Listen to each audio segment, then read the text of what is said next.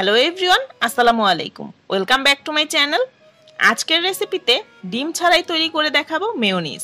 হ্যাঁ, ঠিকই শুনেছেন, আজকের রেসিপিতে কোনো রকমের ডিম ব্যবহার করব না। এই সেদ্ধ আলু দিয়ে আজকে থাকছে মেয়োনিজের রেসিপি। মোটামুটি এক ধরনের এক্সপেরিমেন্টই বলতে পারেন। বেশ কিছু চ্যানেলেই দেখলাম যে এরকম সেদ্ধ আলু দিয়ে মেয়োনিজ তৈরি করছে, তাই ভাবলাম আমি একটু ট্রাই করে দেখি এবং আপনাদের সাথেও শেয়ার করি। এখানে আমি এই সাইজের 3টা আলু সেদ্ধ করে নিয়েছি, আর আলুটাকে সুন্দর মতো সেদ্ধ করে নেবেন। দেখতেই পাচ্ছেন যে এটা চাপ দিলেই কিন্তু একদম সুন্দর মতো ভেঙে যাচ্ছে, তাহলে কিন্তু ব্লেন্ড করলে সুন্দর মতো ব্লেন্ড হয়ে যাবে। খোসাটাকে আমি ছাড়িয়ে নিয়েছি। এরপরে ব্লেন্ডের সুবিধার্থে ছোট ছোট করে টুকরো করে আলুগুলোকে আমি কেটে নিচ্ছি। এখন একটা ব্লেন্ডার জাগের মধ্যে এই সবগুলো আলু এরকম টুকরো করে আমি নিয়ে নিয়েছি।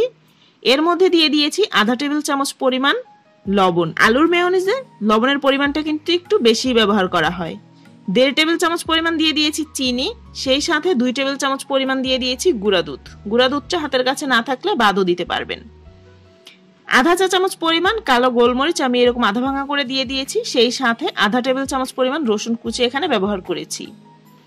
সাদা সিরকা বা হোয়াইট ভিনেগার ব্যবহার করেছি 1 টেবিল চামচ পরিমাণ। লেবুর রস দিয়ে দিয়েছি 1 টেবিল চামচ পরিমাণ। এখন এখানে প্রায় 1 কাপের মতো দুধ আমি এখানে ব্যবহার করেছি। সেই সাথে দিয়ে দিয়েছি 1/4 কাপ পরিমাণ রান্নার রেগুলার তেল। খুব বেশি পরিমাণ তেল দেওয়ার দরকার নেই, কারণ যেহেতু এটা আলু দিয়ে তৈরি, এটা এমনিতেই অনেক বেশি থিক বা স্টিকি হবে। সুন্দর মতো ব্লেন্ড করে নেওয়ার পরে এর টেক্সচারটা দেখতেই পাচ্ছেন ঠিক কতটা ক্রিমি এবং পারফেক্ট হয়েছে। এখন চলুন শেয়ার করি যে এর টেস্টটা কেমন। হুবহু কিন্তু এর টেস্টটা কখনোই ডিমের মেয়োনিজের মতো হবে না। হাতের কাছে ডিম না থাকলে এইভাবে আলু দিয়ে তৈরি করে নিতে পারেন। আর ডিমের মেয়োনিজ যে যে ক্ষেত্রে ব্যবহার করেন সেই সব ক্ষেত্রেই কিন্তু এই আলুর মেয়োনিজটা ব্যবহার করতে পারবেন। তবে টেস্ট যে একেবারে খারাপ ওইরকমও না, অনেকটাই ডিমের মেয়োনিজের কাছাকাছি।